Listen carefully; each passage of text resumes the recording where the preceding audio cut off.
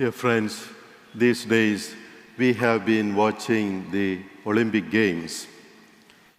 In 1924, at the Paris Olympics, canoe racing was added for the first time, and the US team was the favorite one in the competitions. One member of that team was Bill Havens. As the time for the Olympics neared, his wife was about to give birth to their first child. During that time, there were no jet airliners as we have today, but only slow-moving ships. Bill was in a dilemma. Should he go to Paris or should he remain behind with his wife when their first child arrived? After all, he had been working for this day all his life, and it was his lifelong dream. Finally, after much soul-searching, Bill decided to withdraw from the competition and remain back with his wife. The story of Bill Havens is a story of how one man paid the high price to fulfill his commitment to someone he loved, his wife. Bill's story makes a fitting introduction to today's readings. The readings speak about the subject of commitment. The first reading deals with the commitment of Israelites to God. The second one deals about the commitment of two people in marriage.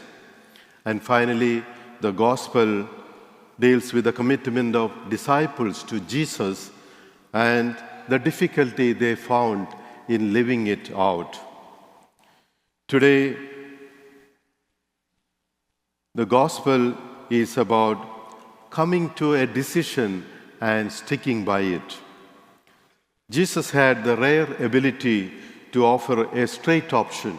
Either you are with him or you are against him.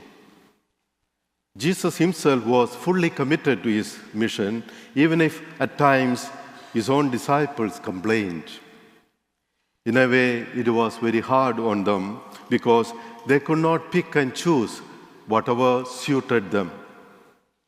When some of his followers began to walk away, Jesus didn't go after them. He didn't run after them and try to reason with them. That was not his way. In our culture, success can be a game of numbers. And so, numbers are important in our society, especially with the TV programs. The gospel suggests that Jesus was not too concerned about numbers. For the last 4 Sundays, Jesus was speaking of himself as the bread of life. But Jesus' own disciples expressed the unease with his teachings. They say, "How could anyone accept this?" Yet, Jesus did not make any effort to soften his teachings to please his disciples, nor did he ask or force anyone to stay. Rather, he gave them the freedom to choose. As a result, the gospel tells us that many of his disciples left him and they stopped following him. From the perspective of our own time and culture, he was suddenly less successful.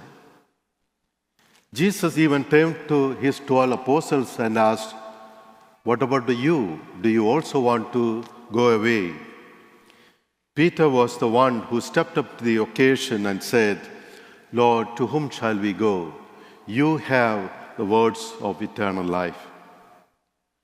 Jesus was prepared to offer a loss from that core group of his apostles rather than compromise on his teachings. It seems that numbers were not that important to him. What was important to him was the good news the truth about his kingdom. The whole life of Jesus shows that the value of something does not depend on the number of people who support it. Popularity does not necessarily show where the truth can be found. We can be tempted to think that if a lot of people reject certain viewpoint, then that must be wrong. Not always. We follow Jesus not because he was popular, not because he had great numbers, but because, like Peter, we recognize that Jesus has the message of eternal life. Dear friends, the teaching and the life of Jesus will always challenge us at some point in our life, at some level of our being. There may be times when we feel like walking away from the Lord and our baptismal call.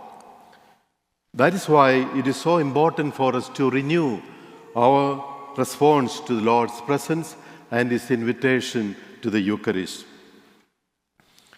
It has been said that Jesus comforts the afflicted and he afflicts the comfortable. We all need Jesus to do both for us. We need his comforting, his healing presence when we feel afflicted. But at times, we also need his disturbing presence in our comfort. I like to end with a caption that says, "If you don't feel strong enough, try the bread of life."